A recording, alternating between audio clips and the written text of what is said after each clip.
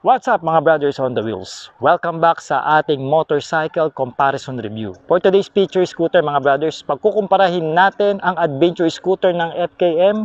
Ito nga yung Venture 150, laban naman sa Honda ADB 160. Alamin natin ang specs and features nito and of course ang kanilang mga performance. Kaya let's go! Sa go! Get ready, drop the beat.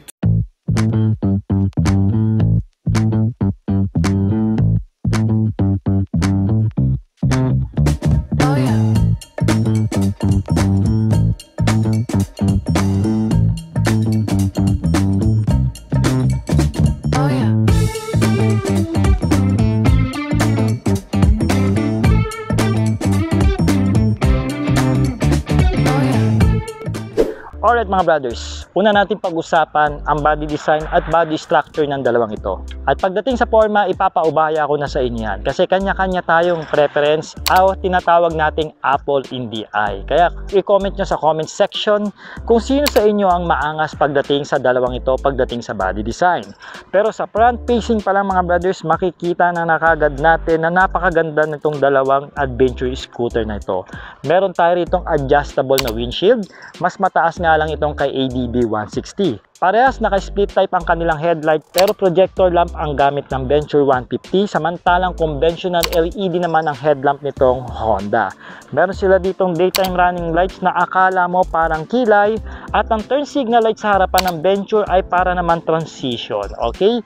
At ang turn signal lights naman nito naman is LED rin pero nakalabas dito na para namang tenga. Pagdating sa baba mga brothers, merong peak style dito ang Venture 150. Samantalang itong Honda ADB 160 wala siya. Nilagyan lang na may-ari rito. Pero ito maganda. Carbon fiber yung nilagay niya. Tender parehas na solid at flexible naman itong dalawang ito kaya wala na tayong pagtatalunan dyan. Sa side profile mga brothers, gustong-gusto ko itong dalawang ito dahil parehas silang merong option na paglalagyan ng ating paa. Kung gusto natin ng standard position o kung gusto natin ng forward position, walang problema. Kayang-kaya nitong dalawang scooter na ito. Pagdating naman sa seats mga brothers, parehas malapad ang upuan nitong dalawang ito. Pero pagdating sa taas, dun sila magkatalo. Itong Venture 150 meron itong taas na 800mm pagdating sa kanyang seat height. Samantala naman itong ADB 160 meron naman itong taas na 780mm. Okay, so hindi ba hamak na medyo titingkayan tayo dito kay Venture. Pagdating naman sa ground clearance, parehas silang 165mm. So wala na tayo dyan pagdidibatihan. Okay, so sa curve weight naman, mas mataas po ng 20 kg ang bigat nitong Venture 150 na tumataya na 155 kg. At ito namang Honda ADB 160, meron itong curve weight na 135 kg. So meaning mas magaang po itong ADB 160 ng Honda. Pagdating naman dito sa rears, pareha sila naka-LED taillight. Ang style nitong Venture 150 mga brothers, para siyang B-shape o parang W-shape na nagre-represent ng kanyang model name na Venture 150. At naka-LED rin ang turn signal lights nito sa likod. Habang si Honda ADB naman, meron siyang X-style na taillight na parang nagre-represent na pwede mong i-off-road ang scooter na ito. At naka-LED na rin ang kanyang turn signal lights. Parehas nakalabas ang turn signal lights ng dalawang ito. At check natin kung sino ba ang may flexible na features.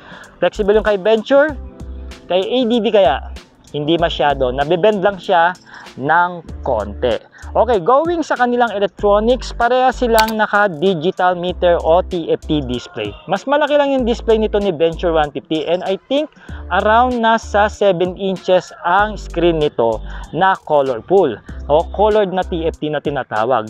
Habang si Honda ADB naman, I think nasa 4 inches lang ata ang laki ng kanyang TFT display. Pero again, parehas ko silang ni-ride at parehas ko naman silang nakikita na maayos kahit patirik yung araw. Alright? Pagdating sa handlebar setup, parehas silang naka-naked style dahil parehas naman silang adventure scooter, no? And sa switches, nagustuhan ko dahil mas quality yung nilagay dito na switches ng Honda and also ito pa rin yung trademark pattern nila pagdating sa mga switches nila sa handlebar. Samantalang ordinary switches naman ang makikita natin dito sa Venture 150. Pero pagdating sa brake lever, adjustable naman ang brake lever ng Venture at meron itong park lock feature.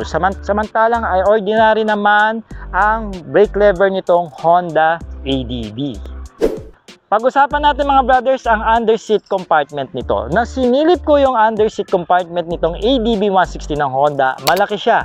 So I guess mas marami tayong malalagay na gamit dito kumpara naman dito sa Venture 1 na may kaliitan ang kanyang underseat compartment.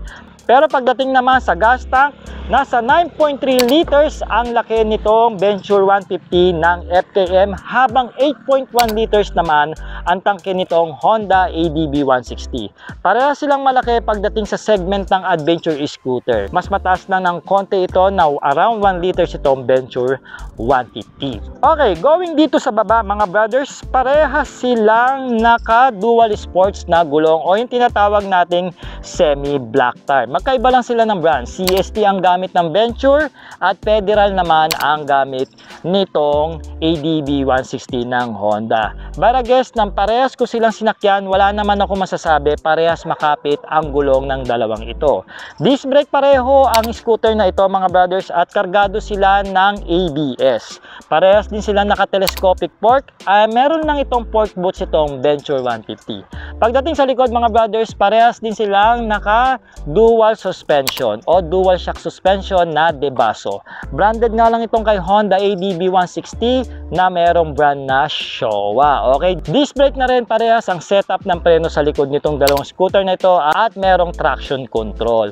And then itong Venture 150, meron siyang variant na walang traction control. And then meron tayong ultimate version ng Venture 150 na meron traction control at hybrid assist. Pagdating naman sa tire size mga brothers, hindi sila naglalayo pagdating sa wheel dimension. Dahil dito sa harapan, 14 inches ang tire size nitong dalawang ito. 100 by 80 at 14 inches na may tubeless na goma. At ito namang Honda ADB is 110 by 80 dito sa harapan. Sa likod, same lang sila ng size na 130 by 70 na gumagamit ng 13 inches wheel mags, and of course, tubeless na rin ang mga goma nito. Sa makina naman mga brothers, on the wheels ang ating pag-usapan. Etong Venture 150 mga brothers, meron itong exact cc na 149cc, single cylinder, single overhead cam na 4 ang valves, and of course, liquid cooled na rin ito dahil mataas ang kanyang compression ratio.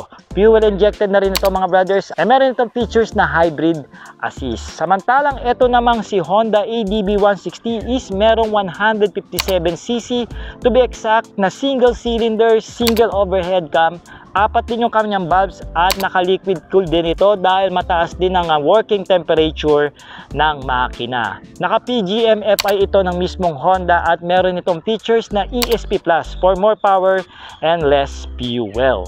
Pagdating naman sa power mga brothers, meron itong 16 horsepower and 14.6 Newton meter of torque pagdating sa arangkada. Pagdating naman dito sa Honda ADB 160 mga brothers, meron itong 15.8 horsepower and 14.7 Newton meter of torque, no?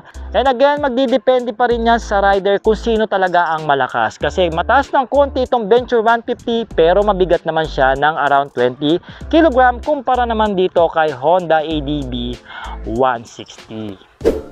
For the fuel consumption mga brothers, halos hindi sila naglalayo dahil parehas lang silang may around 45 kilometers per liter pagdating sa konsumo ng gasolina. And not to mention pala mga brothers, ang profile ng muffler nila is naka-upright, so kahit mailusong natin ito sa mga mabababang baha o tawid ilog, kayang-kaya pa rin ng dalawang scooter na ito. Yun lang, yung grab bar nitong Venture 150 is provision na nalagyan ng top box, samantala naman itong ADB ng Honda palalagyan mo pa ng customized bracket. Okay mga brothers, pag-usapan natin yung performance ng dalawang ito. Nang nasubukan ko sila mga brothers, hindi sila naglalayo. Pagdating sa arangkada, pareha silang may lakas. Madali ako makapag-overtake o makapag-cut pag gamit ko yung dalawang scooter na ito. Sa body position o sa riding position, pareha silang relax and upright. No? Mas gusto ko lang ito dahil tinaasan na yung riser ng may-ari. No? Pero kung stock to stock, same lang sila. Para sa akin, mas malapad ng konti yung upuan nitong ADB 160 pero parang mas manipis naman yung foaming niya ayon sa aking naramdaman kumpara naman dito na hindi naman ganun kalapad itong upuan ng Venture 150 pero makapal na yung foaming. Sabi ko nga, depende pa rin yan sa rider, no? Pagdating sa preno, parehas silang malakas dahil parehas naman silang naka ABS at naka disc brake harap at likod. Para sa akin, mas sensitive lang yung ABS nitong Venture 150 pagka sinasagad ko yung preno dito sa unahan. Pero dito na sinagad ko yung preno, hindi ko nararamdaman yung ABS na lumalaban dito sa Honda. Siguro pagka piniga ko talaga ng sobra-sobra. Parehas sila naka traction control mga brothers, kaya wala tayong masyadong pag-uusapan dyan. Pagdating naman sa mga cornering, parehas silang magaang at parehas silang nimble mga brothers. Hindi nahirapan akong pagkumparahin. Para again, wala naman ako ditong inaangat sa dalawang scooter na ito. Disclaimer lang, gusto ko lang po sa inyong i-share ang aking experience. So napakahirap pumili dahil halos o hindi sila naglalayo pagdating sa performance ng cornering and also sa suspension ng nagamit ko. Parehas itong scooter na ito sa concrete na daanan and also sa mga off-road na daanan. Alright, sa top speed mga brothers, hindi ako nagta-top speed ng motor, kaya sa mga owner ng Honda ADB, pwede nyo bang i-comment ang inyong top speed sa motor na ito, and also dito rin sa Venture 150, ano ba ang top speed? Sana nabigyan ko kayo ng linaw sa dalawang scooter na ito kung ito yung pinagpipilian nyo, and I hope nakatulong ako para makapag-decide kayo kung ano ba ang ilalabas nyong scooter. Okay? Sa cash price mga brothers, merong cash price ang Venture 150 ng 166,000 pesos. Yan po yung Ultimate Edition. And then yung kanilang standard version is around 148,000 pesos. Samantalang ito naman Honda ADB 160 is may cash price na 168,000 pesos, no? Siguro sa mga terms, inquire nyo na lang kasi iba-iba yan, depende sa mga dealers at location na inyong pagkukuwaan. Okay mga brothers? Sa mga brothers, huwag nyo pong kakalimutan i-share ang ating episode, lalong-lalo na dyan sa Facebook, at mag-follow na rin po kayo kung gusto nyo po o kung trip nyo po yung mga ganitong klase ng vlogging. And also kung sa YouTube kayo nanonood, mag-subscribe na kayo, click yung notification bell, at pwede nyo rin po share ang ating episode dyan para malayo-layo po ang mapuntahan ng ating video. So once again mga brothers, ako po si Art, maraming salamat, ride safe and cheers!